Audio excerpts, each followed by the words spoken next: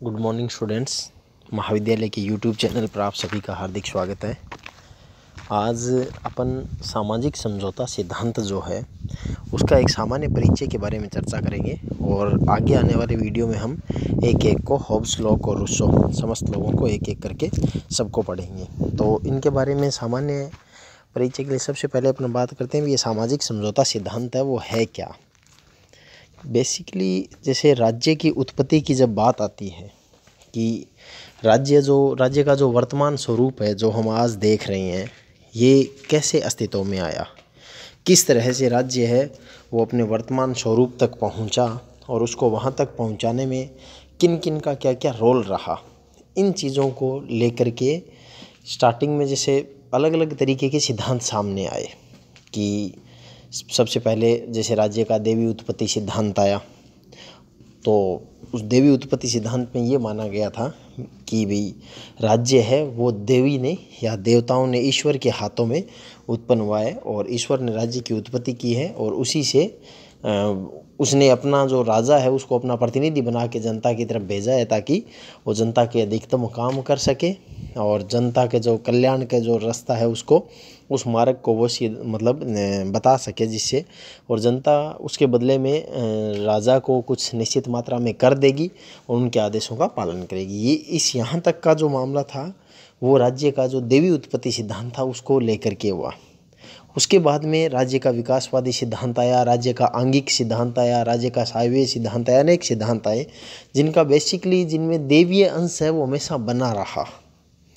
जो सामाजिक समझौता सिद्धांत था वो लेकर के आए। सबसे पहले सामाजिक समझौते सिद्धांत के बारे में चर्चा की थी हॉब्स ने। अब सामाजिक समझौता जिसमें पहली बार लोगों इंसान को यानी हर एक व्यक्ति को अहमियत दी गई, जिसमें ये कहा गया कि सामाजिक समझौता सिद्धांत है वो कोई देवी वगैरह इनकी किसी की उत्पत्ति नहीं है, बल्कि सामाजिक समझौता सिद्धांत लोगों के आपसी समाज की जो स्थिति थी उनमें आपसी समझ के कारण सामाजिक समझौता सिद्धांत वो अस्तित्व में आया कि जो राज्य है वो समाज के द्वारा समझौता करने से अस्तित्व में आया है, कोई देवी वगैरह का किसी का नहीं है। जिनका उद्देश्य अब अलग अलग तरीक़ों से तीनों विचारक जो है हॉब्स, लॉक और रूसो तीनों अलग अलग तरीक़ों से बताते हैं अपनी बात को भी किस तरीके से राज्य है वो अस्तित्व में है। जैसे हॉब्स है तीनों समान तरीका अपनाते हैं कि तीनों ने एक समान तरीका इस तरीके का अपनाया है कि ये एक प्राकृतिक अवस्था की तुलना करते हैं, यानी एक ऐसी प्राकृतिक अवस्था का मतलब वो चीज़ जो राज्य की उत्पत्ति से पहले की जो स्थिति है उसको प्राकृतिक अवस्था का नाम देते हैं।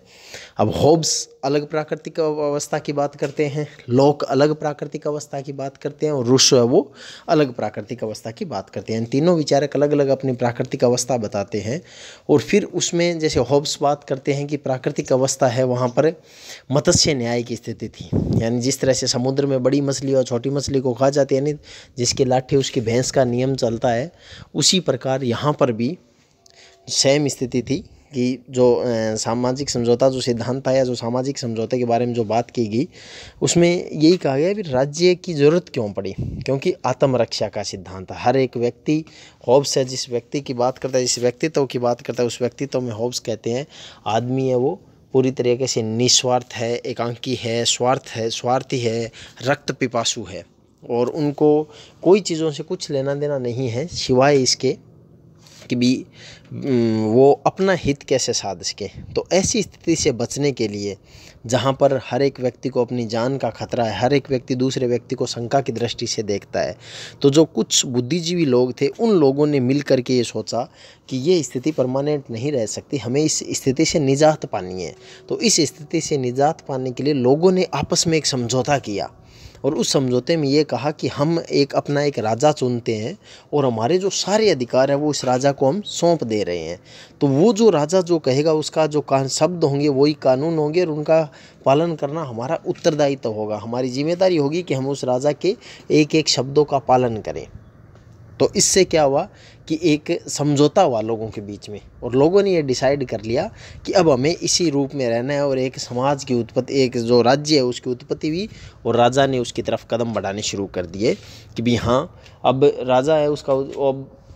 अब देखो जो बेसिक अंतर है वो क्या है, देवी उत्पत्ति सिद्धांत था वो, और जो सामाजिक समझौता सिद्धांत है। क्योंकि देवी उत्पत्ति सिद्धांत में ये कहा गया था कि राज्य राजा के शब्द कानून है, वो जो चाहेगा वो संपूर्ण प्रभुत्व संपन्न है। यहाँ भी होब्स भी यही कह रहे हैं, राजा का जो शब्द है वही कानून है, वो संपूर्ण प्रभुत्व संपन्न है। लेकिन अगर राजा, होब्स कहते हैं कि अगर राजा व्यक्तियों को, क्योंकि जो राज्य की उत्पत्ति है वो व्यक्तियों को सुरक्षा देने के लिए भी है, और अगर राजा व्यक्तियों को सुरक्षा देने में असफल होता है तो लोगों को विद्रोह या क्रांति करने का अधिकार है। जबकि देवी उत्पत्ति सिद्धांत क्या कहता है कि अगर कोई भी स्थिति पैदा हो जाए, व्यक्ति राज्य का विरोध नहीं कर सकते, राजा का विरोध नहीं कर सकते, क्योंकि उसका विरोध करने का मतलब सीधा सीधा है कि परमपिता परमात्मा का विरोध कर रहे हैं। चूँकि देवी उत्पत्ति सिद्धांत यही मानता है कि राज्य है वो उसी की उत्पत्ति है, यानी राज्य है वो देवताओं की उत्पत्ति है, देवताओं ने राज्य की उत्पत्ति की है, और राजा है वो देवता का प्रतिनिधि है, तो उसका विरोध करना ईश्वर का विरोध करना है। लेकिन सामाजिक समझौता सिद्धांत में लोगों के बीच में समझौता हुआ है, और अगर राजा का जो समझौता करने का जो मुख्य उद्देश्य था वो यही था कि जनता की आत्मरक्षा कर सके। अगर उसमें फेल होता है तो वो क्रांति का अधिकार है, वो जनता को अवश्य वो दे रहा है, यानी यहाँ पर जनता को प्रायोरिटी में सामाजिक समझौते में रखा गया। उसी प्रकार लोक है वो 3 अधिकारों की बात करता है, और तीनों अधिकारों में जैसे लोक कहता है भी, अगर हम बात करें तो जैसे वो कहता है संपत्ति का अधिकार है, स्वतंत्रता है और जीवन का अधिकार है। अगर इन तीनों अधिकारों में ज़रा भी कहीं पर समझौता होता है, या राजा को जिन उद्देश्यों को लेकर के सौंपा गया है उन उद्देश्यों को पालन करने में अगर राजा फेल होता है तो जनता है वो विरोध कर सकती है। उसी प्रकार रूसो है वो बात करता है सामान्य इच्छा की, कि अगर सामान्य इच्छा जो चाहेगी उसी तरह राजा को व्यवहार करना पड़ेगा। अगर राजा सामान्य इच्छा को पालन करने में असफल होता है तो वो वापस, हालांकि एक स्थिति है कि प्राकृतिक अवस्था में कोई भी लौटने की बात नहीं करता, वो हर एक व्यक्ति यही कहता है कि राजा ऐसे ही काम करेगा। से अगर राजा बदलेगा लेकिन प्राकृतिक अवस्था नहीं बदलेगी, प्राकृतिक अवस्था ज्यों की त्यों बनी रहेगी।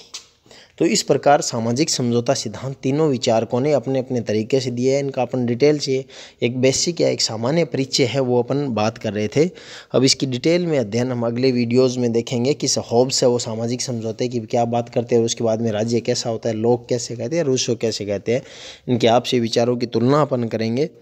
और इनकी जो क्या क्या कमियां थी उन कमियों के बारे में, समस्त के बारे में चर्चा करेंगे। कोविड महामारी का दौर है, सभी विद्यार्थियों से आग्रह है कि जब तक आवश्यक न हो घरों से बाहर न निकले, राज्य और केंद्र सरकार की गाइडलाइन का पालन करें। बहुत बहुत धन्यवाद।